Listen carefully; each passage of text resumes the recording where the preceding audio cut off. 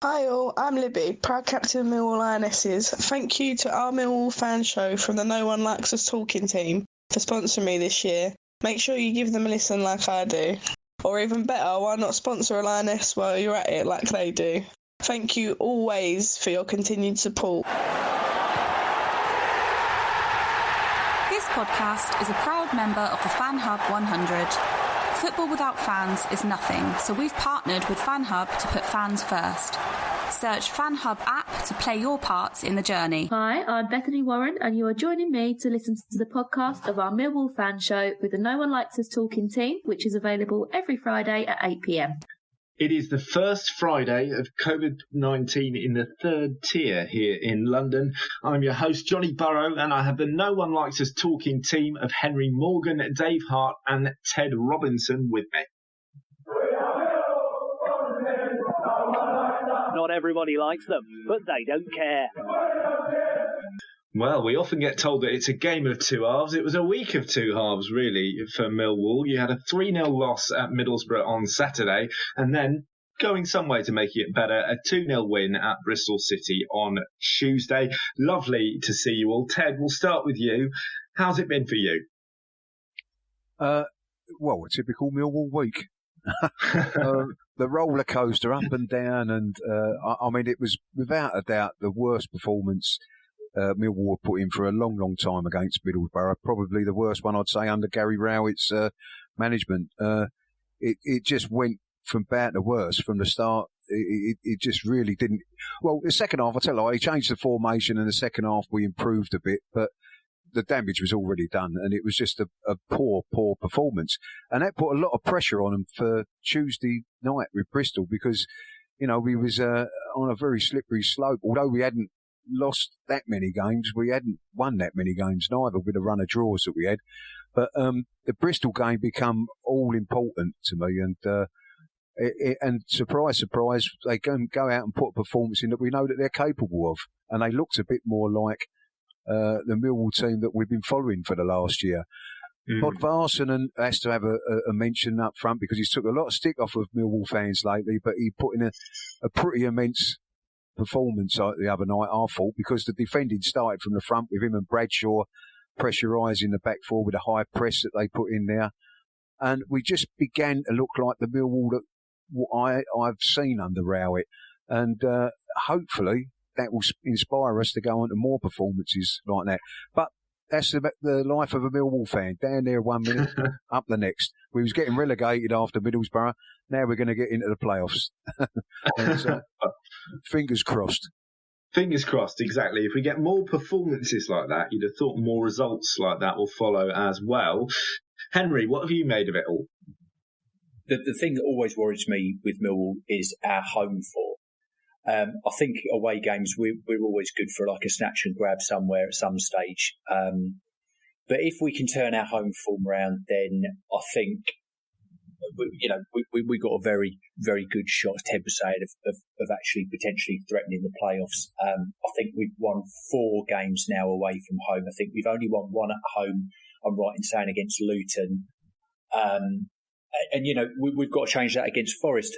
What I thought was fantastic was Tuesday night was a proper Millwall performance. Going back to that solid back four, we got, Mason Bennett terrorising people down one side, Jed and Romeo, all of the creative play coming down that right-hand side.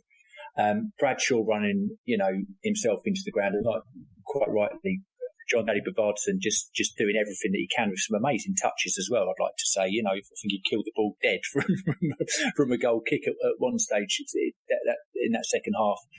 I'd love to see us get Mason Bennett more involved in the game. I just think when he starts running at players, he showed little glimpses of what he can do here and there, and just that goal just, I think, sums up the guy's only 24 years old, and I think they said he'd played 150 first team appearances already. So, not only is he experienced, he's young. And if we can exploit that kind of player, he's very dangerous going forward. So, yeah, we finished the week on a positive, but we've got to get our home form going if we want to do anything in terms of threatening that top 6 for me. Can I just throw in a mention, Johnny, about Leonard in the middle of the park? I mean, he made a fantastic block at in right on the 6-yard line when it was 0-0. And then he saved the goal without a doubt. And then he stole the ball for the second goal. And he also made the first goal. He hit it off of dear old Tom Bradshaw, who got in the way. And I think he flicked it in. It went in. And I'm so pleased for Tom because he just needed a goal, I think. And the other one that does deserve a mention, it was a good team performance, but Murray Wallace coming back gives you such a more solid defensive platform, I think. And I just felt Scott Malone's done okay, but Murray Wallace is your consistent 7 out of 10 player a week to me. So you put him in there. Guys, I totally agree with what you've all said. We are the Jekyll and Hyde team, and all we heard on Tuesday night was that we had the second oldest team in the championship. That's why we don't have any pace. Well, we look quite pacey on Tuesday. Back to the old 4-4-2. The system that's always works and suited Millwall. Trying out different systems with Gary hasn't really worked, and he finally realised that after Saturday at Middlesbrough, which was for all of us quite depressing. And I personally thought we were going to lose on Tuesday, but all credit to my son. He said to me, Dad, I think we're going to win tonight. And he was dead right. So I think I'm going to have to listen to my son more. Well, lots to talk about on the show this evening. We're going to be looking back on the week to an extent, but of course also looking ahead to Nottingham Forest. We'll take a break there and be back with our first guest this evening. But for now, let's listen to Bethany Warren talking about Love Sport Radio.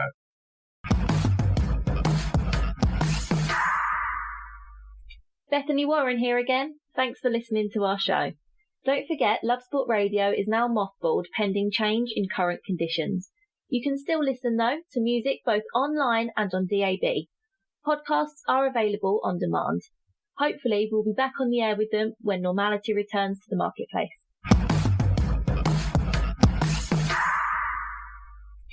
I'm Johnny Burrow, and I'm back with the No One Likes Us Talking team of Henry Morgan, Dave Hart and Ted Robinson.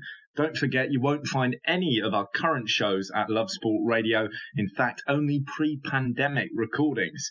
Find us on Spreaker, Millwall No One Likes Us Talking until further notice.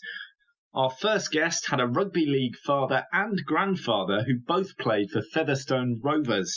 His grandfather Cyril was a legend at the club. Football was for him, and he currently plies his footballing trade as an attacking midfielder for Northern Premier League club Gainsborough Trinity in Lincolnshire.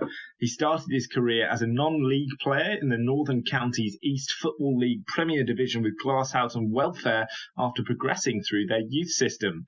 After 3 seasons at Glasshoughton, he moved to Frickley Athletic and then York City. It was during his non-league playing days that he gained 2 England C caps before becoming a Football League player with League One team Scunthorpe United in 2008.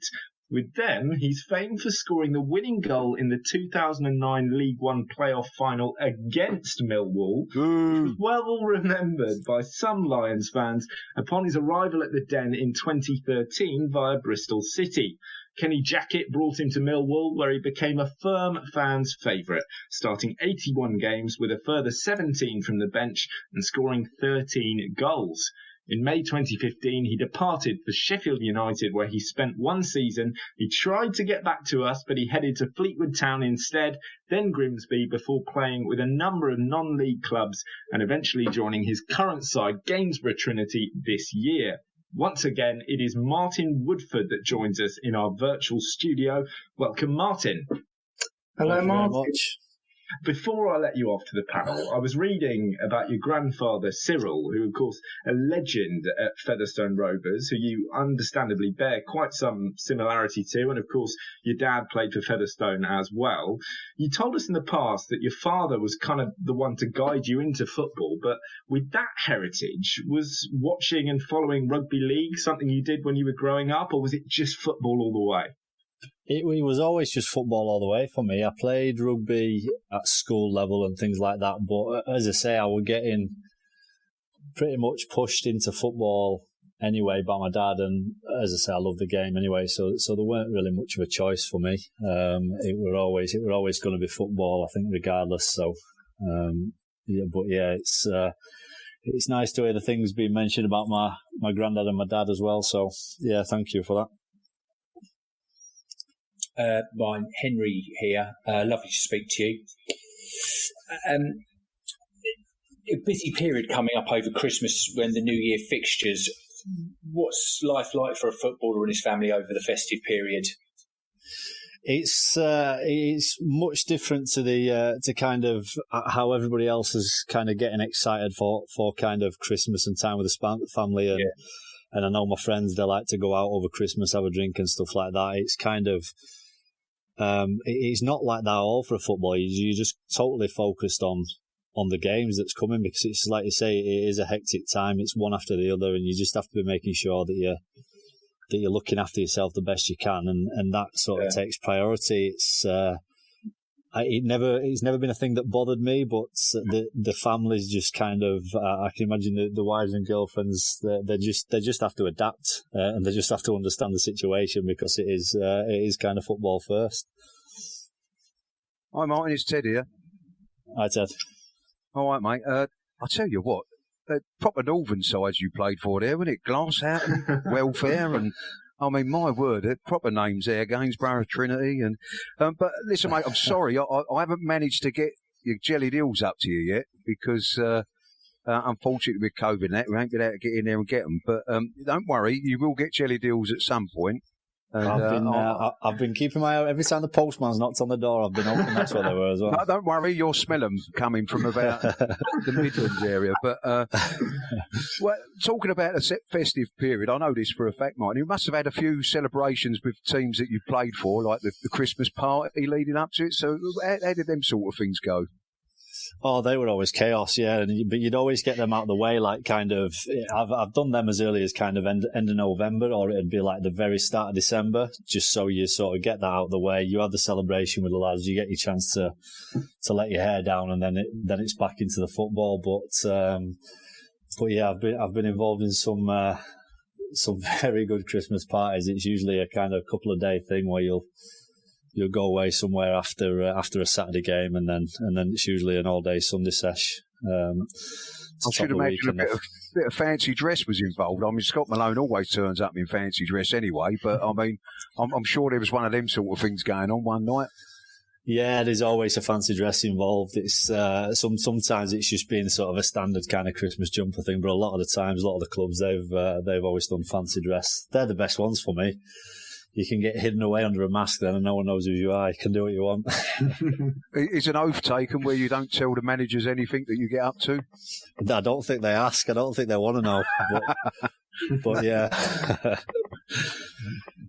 Mine, Dave here. Talking about Scott Malone, the last time you were on, we spoke briefly about him, but you also played with Sean Williams. Do you remember Sean, and are you still in touch with him? I am sort of loosely. I haven't spoke to Sean for quite some time, if I'm honest, but it's kind of got everybody on social media and that kind of thing. But yeah, it's good to see. There's only I think there's only Sean, Scott, and Ben Thompson that's still there. And I've just seen recently that Ben had reached his 150 appearances, so congratulations to him on that. Great player and a great lad as well. But now coming back to Sean, he's just the most casual footballer you've ever played with. He's just so sort of calm on the ball. It's quite settling when you're playing with him. He's he's going to get the ball down and play, and it was always a pleasure to play with him. He stepped up behind the scenes to help Harry with the team. I think he'll go on to do well on that side of things. He's got a real head for the game. I think it's kind of the clever players that go on and do well, and he was certainly one of those. I was going to say, are you going to go into coaching? But then you just answered me. You're not. He wasn't that clever, was you, as a player, Martin? No. Is it anything that you've thought about, Martin, coaching wise, or it's not, to be honest. It's. I don't think it's on the cards for me. There's times where it does run through my mind, but I've never up to press. I've never done any of my coaching badges, so it's sort of not anything immediately. I'm all right. I think I think I'm nearing the end of the playing career. It's kind of touched my mind to hang them up. It's just harder to let go than what I expected, to be honest. It's obviously been a big part of my life, and I just can't quite let go, which is why I'm still kind of churning out for kind of non-league club. But I think for me, the plan is to kind of have a few years out of the game, and in a way, kind of rekindle the love as a fan, to be honest, because I'm not a football fan at the minute. When you're sort of playing football, you don't get to go to any games, and you kind of, I kind of came away from how big of a fan that I was as a kid. So I kind of want to get back into that side of things and just enjoy the game from a spectator's point of view, and just get out there, get to a few games, hopefully come down and see your boys quite often. Because I'd love to get back down there, but no, in terms of coaching, I think, like I say, for the immediate years after retirement, I think I'm just going to step away from the game for a while and just enjoy it as a fan. What do you think of stuff? What do you think of coaching badges, though, Martin? I mean, I remember Brian Clough saying, if anyone asks me for my credentials, I'll put European Cup on the table. If anyone asks me about football, do you think that they are a sort of necessity in the game? I don't think so. If I'm honest, I don't think so. I think I'd probably be, in a way, there's a bit of that's kind of putting me off being a coach, just because you have to go through all that and it takes years to do and all that. But I don't think I think it'd be a necessity if you've never played the game. But I think sort of the experience that you get playing the game, I think that just gets pushed to one side when it comes to coaching. And I think, like just mentioned there, Chloe, it's the results that do the talking. So if you want to kind of go into the game without any kind of coaching badges, and you kind of go into it that way, then you're going to have to make sure that you get the results. And I think that should be allowed, to be honest, but it's not.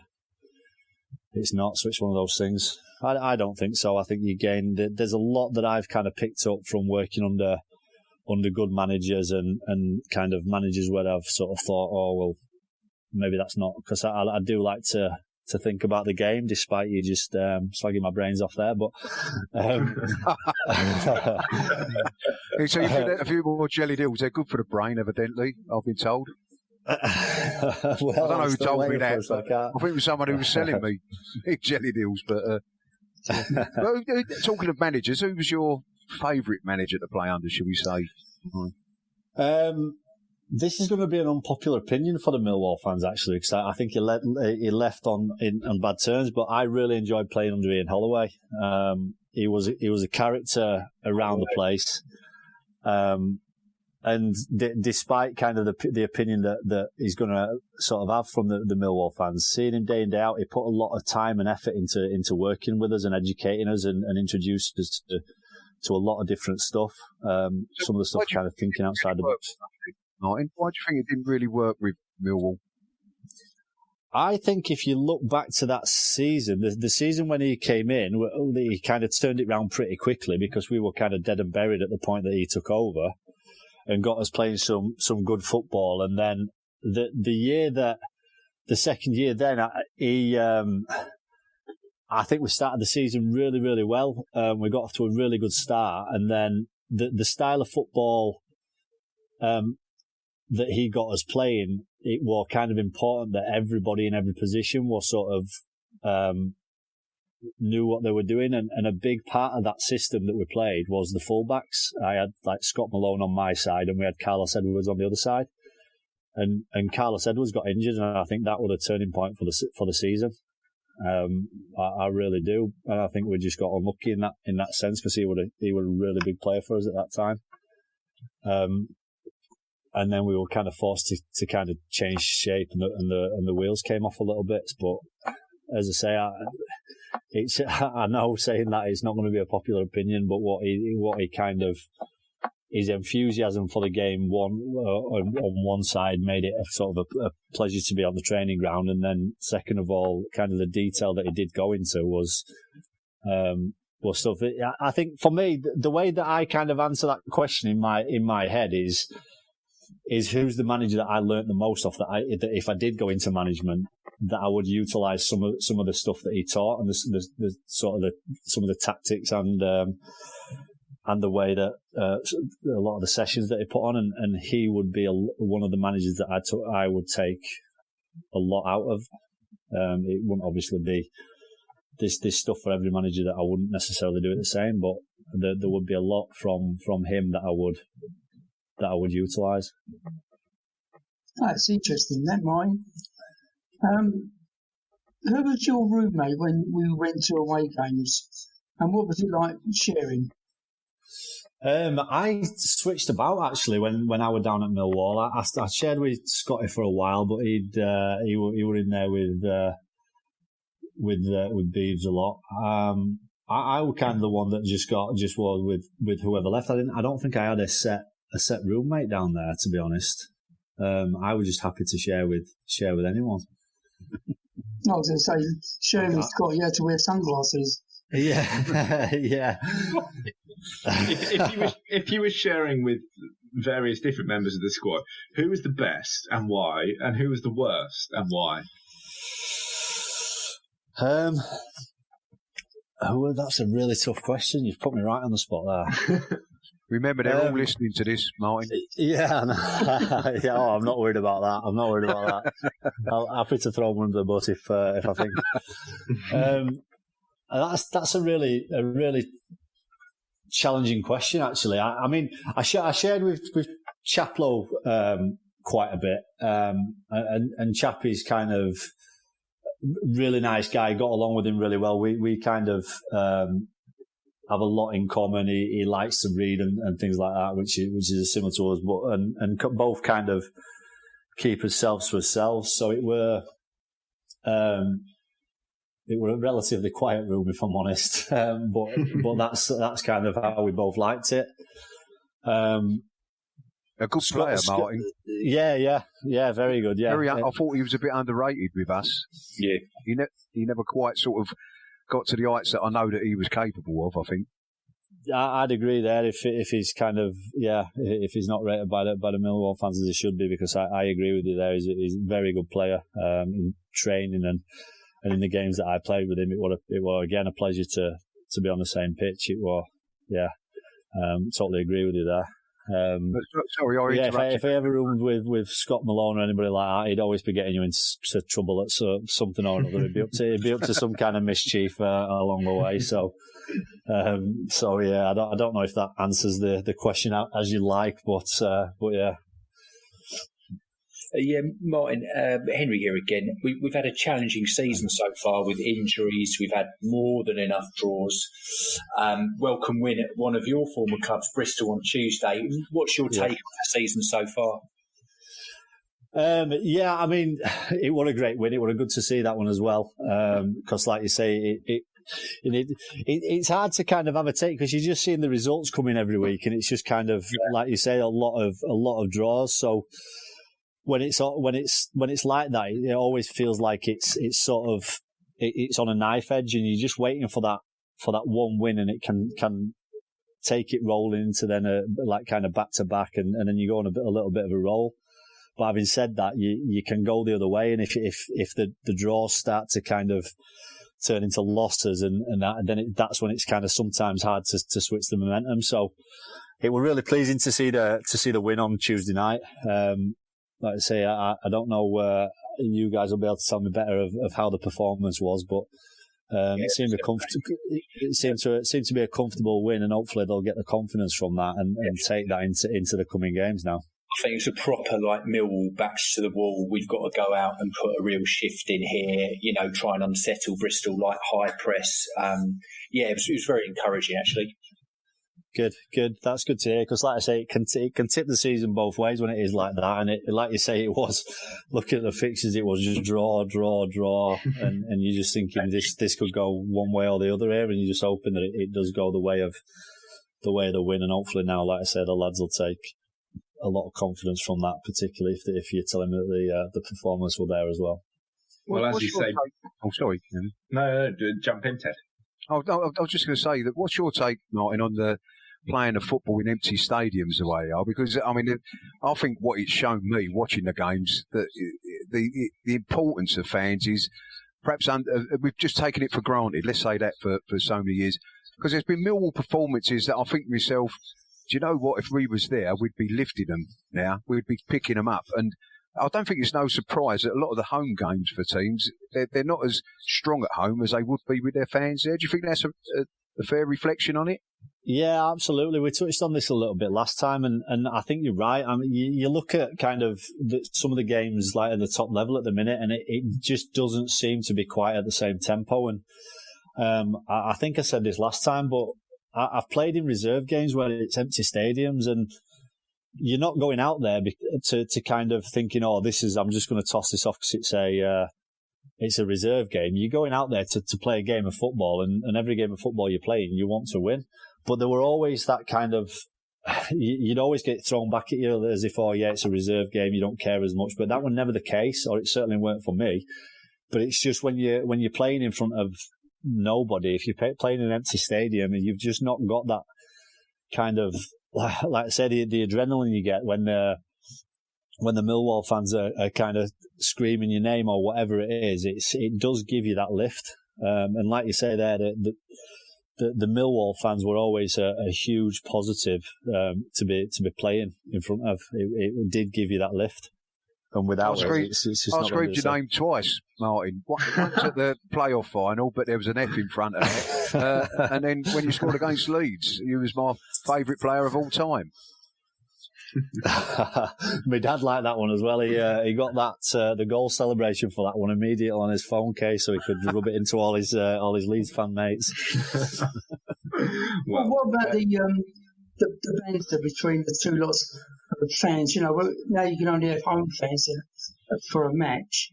Did the banter between the two lots of fans at a game also have an effect on the way you play? I don't know if it had been the banter between the fans. You could kind of see it going off at times, especially in that far corner of the desk. It'd always be something going off. But no, yeah, whether it was the banter or not, I think the fact that, like you said, that the home advantage is down to the fact that you've got more home fans kind of getting behind you, and like you say, when you've not got that advantage, it just becomes kind of a kind of more of a level game of football, and you do lose that advantage. I do think it makes a huge difference. I've said it to quite a few people just in conversation anyway about what's kind of happening at the minute, and it's a shame because I think sport in general is not the same. I watched the boxing the other weekend, and like I say, there's a bit of a crowd there, but it's not the same as a packed out stadium. So I think across sport in general, I think it does have an impact, in particular with football. Well, let's hope we can get back to those full grounds soon, and you get the feeling it might lift Millwall more than your average club. So fingers crossed. Martin, a real pleasure to speak to you. Thanks so much for coming on. All the very best to you and your family for Christmas and the New Year. Just before we let you get going, could you give us a quick prediction for Millwall versus Nottingham Forest this Saturday? I'm thinking they're going to, like I say, take the confidence from the weekend, from Tuesday night, into the next game, and I think they'll nick it 1-0. Top man. That's the positivity we like to hear. Thanks again, Martin. We'll get back in touch in the new year. Merry Christmas and bye for now. Always a pleasure. Thank you very much. You've always been my favourite, Martin. All right. Thank you. I love that. Cheers. On that. Stop flirting, Ted. We will take a break there and listen to Kai Bennett and his Millwall Fan TV. Hey, I'm Kai from Millwall Fan TV. On Millwall Fan TV, I cover pre-match predictions, post-match analysis, and a bit of full-time reaction when we can go to the games. Also, quite a few X-Lounge chats on my YouTube, actually, as we speak right now. I've got some Martin Wolford, Scott Barron, that just a couple to name a few. So do it for the love of Millwall. Absolutely love Millwall, and let's hope we can push on next year and make the playoffs. And if you could subscribe to Millwall Fan TV, that'd be absolutely amazing. And hopefully we can follow the journey together. Comedy lines. I'm Johnny Burrow, and I'm back with the No One Likes Us Talking team of Henry Morgan, Dave Hart, and Ted Robinson. That was the Kai Zer, as Eamon insists on calling him. I hope he approves, but, I suppose we'll never know. Next up, we hear about Millwall Lionesses and Millwall Romans.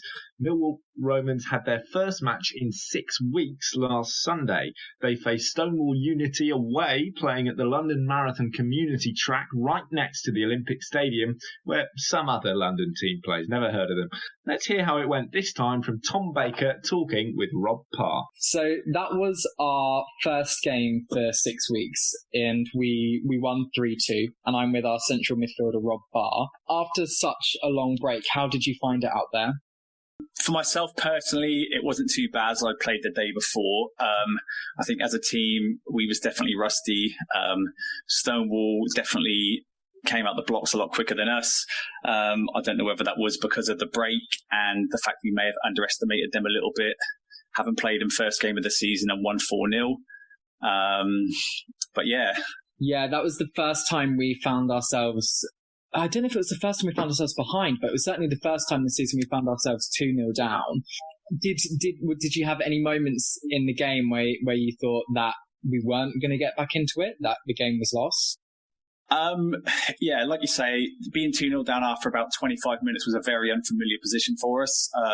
We've been on a really good run for about the last 15 months, having only lost one game. I did kind of feel we would get our way back into the game. But we did play against a very good team. They're much improved from the last time we played them. For me, it was probably our hardest game of the season. But, to counteract that, it was probably our worst performance of the season. But there was no real stage where I didn't think we'd get back into the game. To go on and win the way we did in the very last minute, may have been a bit fortunate, but I thought we would get back into the game. When you look at the game, obviously this is such a cliche, but it was really a game of two halves. If you're looking at especially our performance in the first half compared to the second, when I would say we pretty much camped out in their half the entire of that second half, and we had to be really patient. Again, did you find that frustrating? Like, when did you feel that we'd really got ourselves back in it? I think getting the goal just before the first half gave us a foothold in the game. Paul and Jay then gave us a good talking to at half time. Defensively, they were very well set up. They were hard to break down. Like you say, we was camped in their half for most of the second half. We knew chances would come. The game was very open. There was a lot of chances created, and eventually we broke them down. It was a great last goal as well. Jay's finish was great. It was a great finish. Yeah, I mean, to look at the celebrations at the end kind of showed you how much it meant to everybody. There's actually as well on YouTube, there's some highlights of this match if you search Stonewall Thirds versus Millwall Romans, and it's a really good finish, and it's kind of nice to see. Yeah. We played outside the London Stadium. It's the London Marathon Community Track. Really nice facilities. Obviously, it's now the home of West Ham, but it was obviously our National Olympic Stadium. Was it nice to play on that pitch? Yeah, I'm involved with Stonewall on Saturdays, as you probably know, so I have played on the pitch a couple of times. It was brand new at the start of the season. It had been unplayed on. It's still in very, very good condition, considering we're now well into the winter. Okay, and then last question is a prediction we always ask this to the players who are on the podcast. Millwall versus Nottingham Forest at the Den at the weekend. What do you reckon? Nottingham Forest are a struggling team at the moment. I believe Millwall are currently winning tonight as it stands, so I'm going to go for a Millwall 3-1 win. Yeah, I agree. I think Millwall will come away with the 3 points there. All right, thanks so much, Rob. Thank you very much. Well, a great comeback by the Millwall Romans to maintain their unbeaten run. Panel, what do you make of that? I mean, I was looking through their fixture history and some of their results from this season, and some of them are unbelievable. I think, didn't they win their first game 26-0? Is that right? Jay scored 8 goals or something in that. I was like, we need to. I think I said this previously on another one. We need to get him into the starting lineup. Give Matt Smith a run for his money. Tom Bradshaw, get him out there. But yeah, it's fantastic. I think they've won back-to-back. You know, they could win back-to-back titles this year as well. It's got to be one of the most successful Millwall teams that we've ever had. Oh, I watched the highlights on YouTube, and it's right. It was a game of two halves. And, you know, they were under the cosh for most of the first half, and they got a goal back and brought it a bit closer. But the second half, obviously, the talking so works, and they were really on it in the second half, and it was just great. And the winning goal was a great goal. If you haven't seen it, it's well worth logging on and watching it, because I totally enjoyed it, and I'm looking forward to when I can get down and actually watch it live. First game in 6 weeks, you know what I mean? You could get into a run and then you miss 4 weeks because of it. You know, it must be an awful time trying to get your fixtures in and play to get any sort of consistency in you. So it's hardly surprising that they struggled a bit in the first half, but that is the sign of a championship side. Go down like that and then come back and win that way. You know, that's the sign of a real good team. Serious comeback for the Romans. The Lionesses game against Wadson Park Ladies was postponed, unfortunately, due to a waterlogged pitch, and they have Sunday off this week too, so we'll hear from them next week instead. Okay, we'll take a break there before we hear from Joe Barr and his fantastic family. But first, here is Bethany Warren asking you to be somebody else's eyes.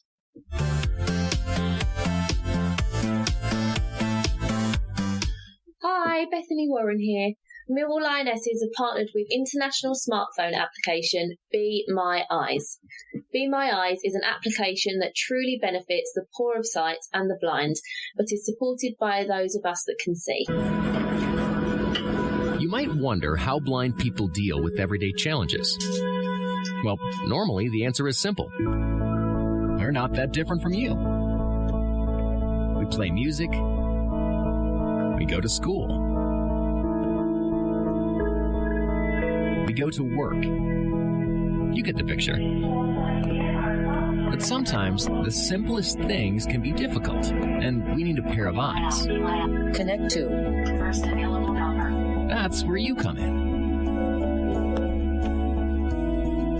Establishing video connection. Through your smartphone, Be My Eyes connects the blind with sighted people through a live video connection. Simply choose if you need help or want to help by the click of a button. That's a nice picture of you and your family, Caroline. Is it for a present? Yes, it's a photo from my parents. You can help just by installing the Be My Eyes app. Front image. And we'll notify you when someone needs your help. And if you're in the middle of something, don't worry. Someone else will step in. So, would you care to be my eyes? Be My Eyes is displayed on the Lionesses shorts this season. Download the app onto your smartphone now and help those that need your eyes straight away.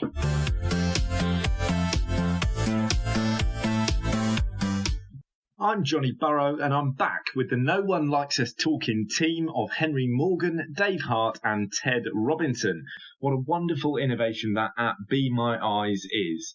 Our second guest, or guests tonight, are the Barr family, but first we'll talk to Dad Joe Barr, who is head of this Millwall-following family that consists of wife Amy, their son Jay, and of course his sister, that most inspiring of young ladies, Ellis. Welcome to the show, Joe. Hi all. How are you? Hope you're well. Very well, thanks. Very nice to have you with us. Before we chat to all of you together, just tell me, how have these challenging times affected you and your family? Well, lockdown for us has been as difficult as it is for everyone. Working in food retail, I'd say it's not been as difficult for me as it is for Amy. I've been going to work as normal, but obviously Amy and the children have been limited as what they could do. From, really being limited to home and the garden and some walks along the beach, it's been a bit tough because Ellis does still get tired quite quickly. Is our son Jay has actually loved not going to school, but missed not going to football. He's missed the football badly, and he said he can't wait to go to the Den as soon as we can.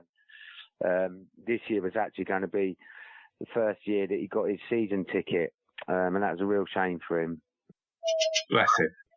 And then for us, Ellis not going to physio has been difficult, and we feel we've cheated her and her supporters this year, really. But honestly, don't worry. Next year, when we can, she'll be back up and running, and those videos will be coming on again. You know, we've done the best we could do at home, and hopefully that showed in a video in October from the New Forest. Hello, Joe. It's Ted here. Oh, yeah. How you doing, Ted? All right? Hiya, mate. You all right? What do you reckon of the old football this year? It's been a strange old season in ways, and how do you think Gary Rowett's sort of coping with everything that's been going on? Well, looking at the table and knowing that we notoriously have slow starts, I'd say I'm quite happy, considering the number of injuries we've had and considering our squad depth. You know, a few dodgy decisions, Blackburn in particular, but it's the draws that have been really frustrating. Like I say, it seems like the season so far has gone the other way around. You know, we normally start slow and pick up mid-November, but this year we seem to have just dropped off in November. It's the final third, really. There's been a shame, and people like Zahor, you know, he just got going and then he got injured. But considering everything, you know, trying to be a couple of wins away from the playoffs, you know, I'm quite happy and optimistic, really. Hello, Joe. It's Dave here. Hiya. What did you think of the game at Bristol on Tuesday? Joe, for me personally, I thought it was a perfect away performance, to be honest. Tactically, I think they got it spot on, you know, and the players didn't allow Bristol to play out at all from the back, which is what they prefer to do. You know, the effort was unbelievable. A lot of people say they were not at their best, but I would say we caused them not to be. The front four pressed high and well as a unit, and defensively we looked sound. You know, when I think back to it, Bart only really had the free kick save to make of any real note. Both goals were scored at good times, one in each half, and the second was a lovely finish from Bennett, which finished the game off really, and it's the only downside to Bennett is he's a bit injury prone. Yeah, going back to the old four at the back.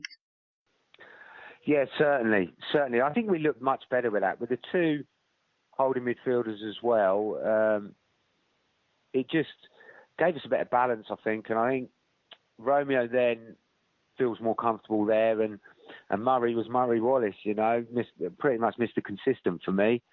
But yeah, just the whole balance of the team looked really well. And I think that's something, a formation we could use moving forward. And Joe, am I right in thinking that we're going to be able to speak to Ellis herself? She's here. I'll just put her on for you. Hi. Hi, Ellis. Hello, Ellis. How are you? Good. Ellis, Henry here. Really pleased to speak with you. Your videos and your stories are very inspiring. In the recent past, you were down in the New Forest. Can you tell us what it was like and what you did when you were there? I love the New Forest because it reminds me of when I was learning about the rainforest, and we got to see wild horses and stuff, and it was really cool. And I saw some deers and some wild horses, and they were cool. And we took some pictures, and we almost got lost on Halloween. Well, we almost got lost. When it was almost on Halloween on our holiday, we were lost, and our shoes were soaking wet. So I was happy that we got back to the caravan because I was really scared because it was dark and I couldn't really see anything and it was scary. Yeah. To be fair, it's a very beautiful place, isn't it? I do love the New Forest, especially with all the horses and ponies and that just wandering around. Yeah, it was beautiful. I used to like horses, Ellis, but one of them come and nicked my pint off of me when I was sitting in the New Forest in a pub. he stuck his head over my shoulder and started licking my pint. I wasn't very happy. That's funny. How can a horse take your bed? It would be crazy, like, yeah! Just going crazy, just running around the place. No, they're lovely horses, aren't they? It's a lovely place, the New Forest, beautiful, all that. Well, I think that's brilliant. Just keep doing what you're doing. Get those YouTube videos out there. Can I talk to the fans? Yes, of course you can. What would you like to say? Thank you for all your support and thank you for my kit. I really like it because I like the green and I like the white So thank you and have a Merry Christmas. Thank you. Bye. Oh, that's very sweet of you, Alice, and so good to hear. I know that all of your supporters, well, everyone speaking on this show, hugely inspired by you, what you've been going through, your videos as well. So, as Henry was saying, keep doing what you're doing, keep working away, keep going to see the ponies in the New Forest when you get the chance. And everyone at Millwall and No One Likes Us Talking is right behind you, so keep it all going. Lovely to talk to Ellis there, and of course the whole team. We've been chatting to the whole family. I'm in proper football mode here. We've been chatting, of course, to Ellis's dad, Joe Barr. Joe, great to hear from your daughter there. One quick question on the New Forest theme. We heard from Ted Robinson. Have you ever had your pint nicked by a horse? No, I tend to look after my beer, to be honest. They might wanted to nick my coffee, but they didn't get that either. I've got to tell you, Joe, that's the only person that's ever nicked any, only thing that's ever nicked any pints off of me. I've got to tell you. Yeah, shocked the life out of me. Yeah, I have to say I would not risk it. Joe, extraordinary to talk to you, extraordinary to talk to Ellis. Fantastic to hear that you're going to get back to all of the physio when, of course, the coronavirus situation allows. All the very best to all of you, and, of course, everyone following all of your journey very, very closely indeed. Before we let you get going, we've got, of course, a big game to look forward to for Millwall. What do you think is going to happen against Nottingham Forest? Well, you know, if we can finally stop Grabham from scoring, then I think it's a game that is very winnable for us. They won their last game, which ended a run of about 4 losses in a row, I think. So, their tails might be up a little bit, but then we've just won for the first time since Preston. So I think if we set up well and the boys perform like they did on Tuesday, then I'm going to go for a 3-1 win. Thank you to you and the whole family as well, Amy, Jay, and of course Ellis herself. We wish you all a wonderful Christmas and a much happier New Year. Take care and stay safe. Bye, guys. You take care now. Be safe and have a wonderful Christmas, everyone. Thank you. All the best, Joe. Tell mate. Cheers. Cheers. Lovely to talk to all of them. Lovely to hear from Ellis firsthand. For me personally, having heard so much about her and followed the story, sounds like she is, well, very, very positive, certainly when there are ponies involved. If only the same could be said for Ted, I suppose, Mr. Robinson. Yeah, I don't. I'll tell you, there's not very many times in my life that I've been spooked. You would be, wouldn't you? I could tell you that. I mean, I've only ever ridden a horse once, so if you know the size of me. Was it drunk at the time? It was a Shire horse, I think. It was the only thing that carried my weight. But I'll tell you, I've done it, the world's worst thing. I've done it to try and impress a young lady and probably fell off the bloody thing. But I've never had that much luck on the horses. So, me and horses are not a match made in heaven, to be quite honest. But, steer clear. Well, let's hope for a better match, of course, when Millwall take on Nottingham Forest on Saturday.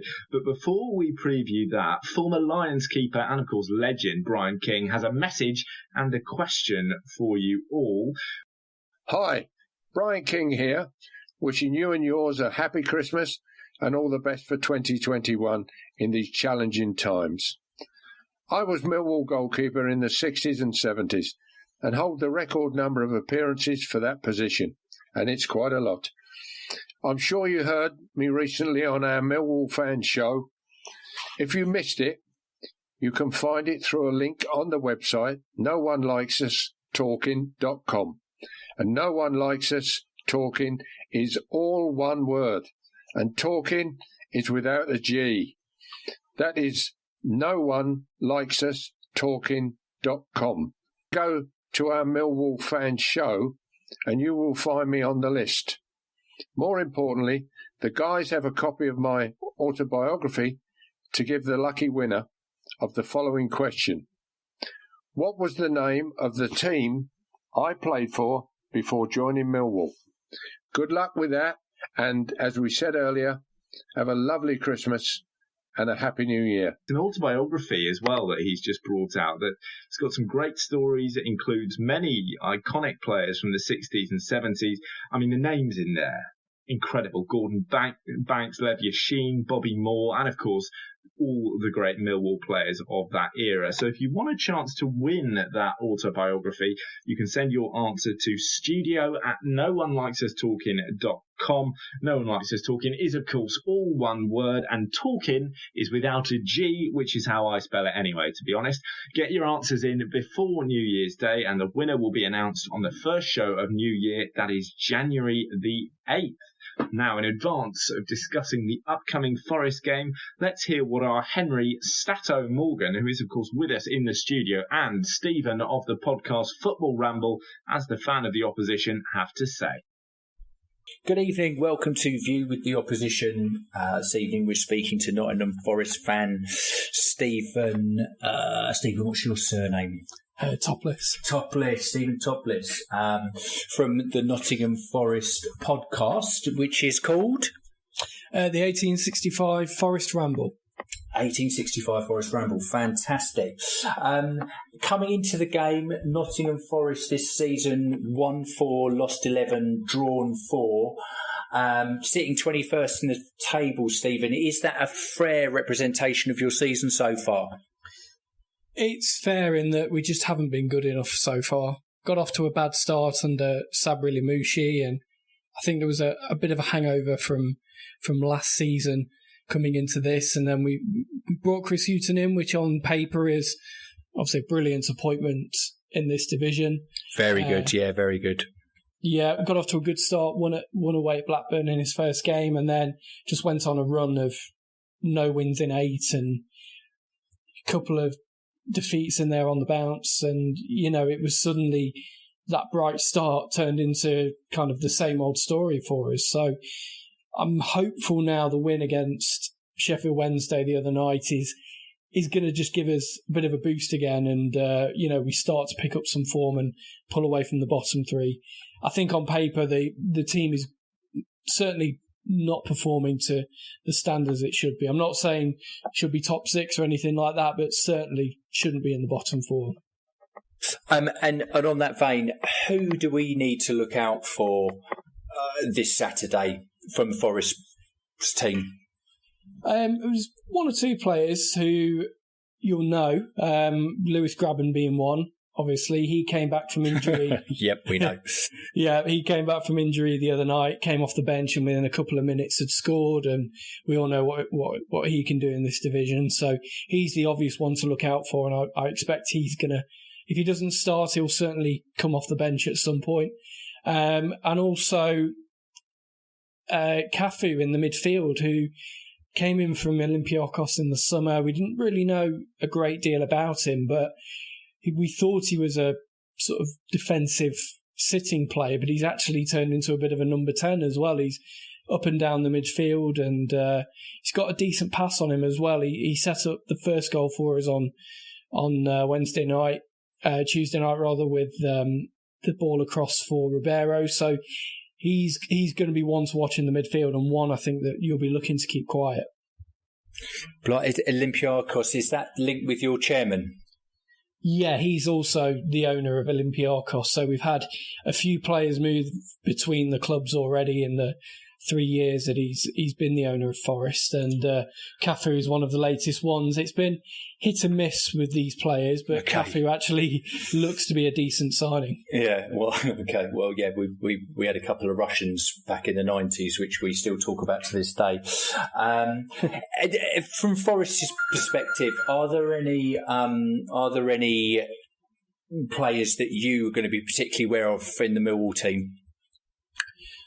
For me, the standout one is Jed Wallace. Obviously, quality player on the right-hand side, and somebody who's always given Forest trouble in the past. So I'd always pick out, Wallace as the danger man and somebody who can score goals or create them. So he's always one that I'm wary of whenever we play Millwall.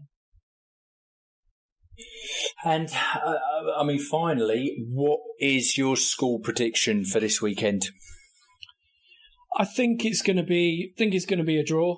Obviously, we all know Millwall's a difficult game to play at the Den. I know the fans won't be there, but it's still going to be a tough game, and I'm expecting a draw. I think. Yeah.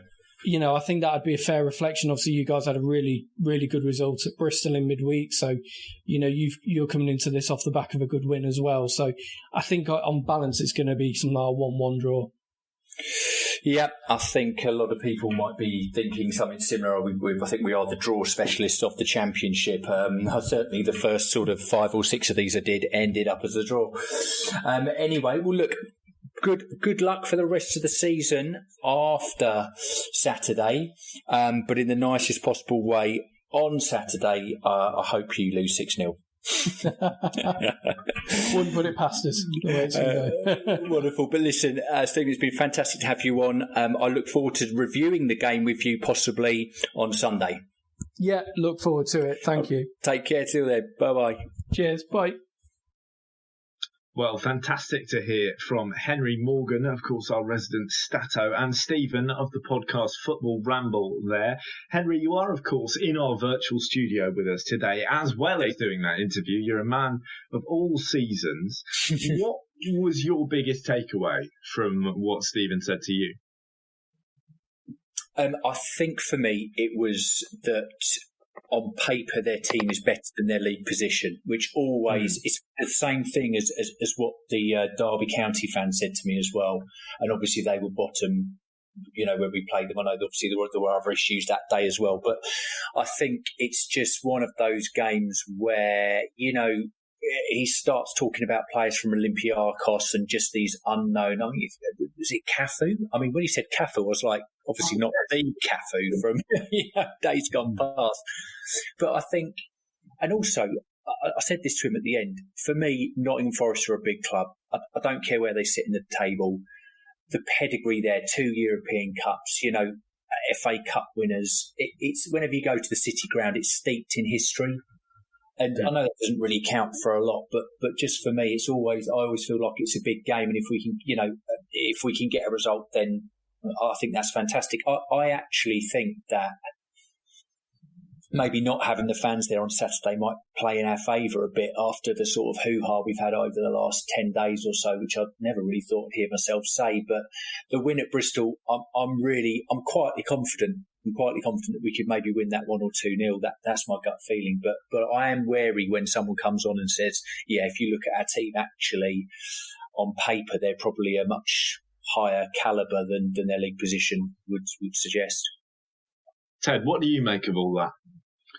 I echo a little bit what Henry was saying there about. I think as a Millwall fan, I've always looked at Forest, although probably they've never really had the stature that's sort of been regarded like your Liverpools and your Man United. Yeah. But I've always regarded them as a big club, and they're one of my favourite away days and all, Forest. But my big, there's two sides here that were struggling for one reason or another. Then both had really good wins in the week. Two good performances by both sides. Chris Hughton has got quality all over him. I think he will drag Forest back up. It'll take him a season to get going. And like the guy from Forest was saying, they're probably a better team than they've actually shown so far here. The one concern I've got is the obvious one. Bloody Graben comes back from a God knows how long out, scores within minutes of coming on the pitch, and who's his next game against? Us. You can Cafu, I'm not interested in. Graben, he's their main man. And they've got the other guy, Lyle Taylor, who's been reasonably quiet this year. And I'm still to be convinced that he's a top-class Championship player. And he hasn't got the proven pedigree that Graben has got at this level. So, listen, we played really well against Bristol. I'm hoping we take that into the game on Saturday. I'm hoping and praying that all the boys are fit and he just goes out with the same team. We're more than capable of beating Forest. I think it'll actually be a good game because I think it'll be two sides with a little bit of confidence in there, hoping to keep the momentum up and keep it going. But, I'm looking forward to the game a bit more than I was before the Bristol City game, I've got to be honest. Well, and that one, of course, went well, so let's hope more of the same. Dave, what do you reckon? What's going to happen? For me, Forest is always going to be a hard game. We're two sides that play good open football, and they've got a win, we've had a win. as Ted said, Grabban coming back after injury, scoring a goal, coming on the pitch in the week. And he's always been a bit of a nemesis for us. But I think if we can just keep playing our back four that we played on Saturday, and because Ted's not going, I think we'll nick a 1-0 win. You might be right there, Dave. 4-0 defeat instantly, because those are, of course, the rules. Well, it sounds like positive predictions. It's going to be a win, more misery for Chris Hughton, and I'm afraid we can only hope so. Don't forget, you can hear Henry reviewing the match on Sunday with Steve, and links will be available, of course, on our No One Likes Us Talking social media sites. We're going to take a break there and listen to the inquiring voice of Patricia Maslin.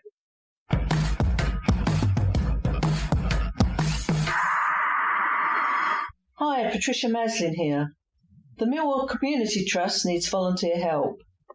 Whether you're an organisation with bodies able to assist or an individual, the Trust needs you during the current conditions to support the vulnerable and needy.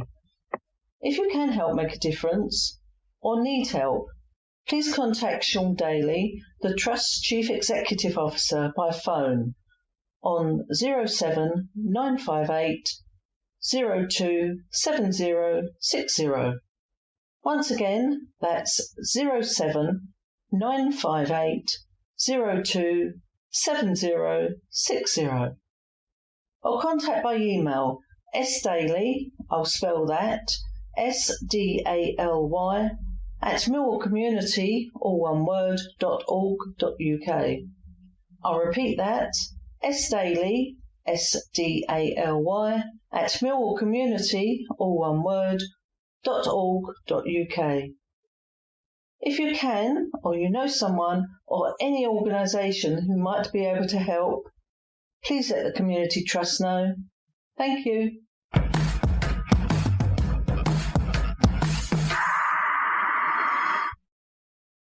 I'm Johnny Burrow, and I'm back with the No One Likes Us Talking team of Henry Morgan, Dave Hart and Ted Robinson. Now, people continue to lose their lives to this dreadful virus, all as a consequence of suffering with it, as deaths and infections continue, and many more, of course, remain hospitalised. Our thoughts go out to their families, friends, and those who take care of them. There are many ways that you can support the club at this difficult time. You can help by joining the Lions Loyalty Club, which costs £40 with benefits. For £25, you or a member of your family can also be a crowdie. For £103.95, you can be a virtual mascot with benefits. And why not sponsor a player's kit for $570 with all the benefits? All the details and more can be found on the Millwall website. Lastly, don't forget iFollow returns with Ken Bates on Saturday v Nottingham Forest, and 100% of what you pay, less the taxes for internet streaming services, home or away, that money goes back to Millwall Football Club. So please don't be tempted to stream it on some other illegal thing. Support the club, spend a tenner, watch it on iFollow. Good way to improve their revenue in these challenging times. Scott Johnson, the founder of the Proper Blokes Club, is looking for guys to come along and join him to break the stigma of men's mental health with walk and talk groups. Being in Tier 3 does not affect the walks being continued. Additionally, Scott is organising a shoebox collection for the homeless of Southwark.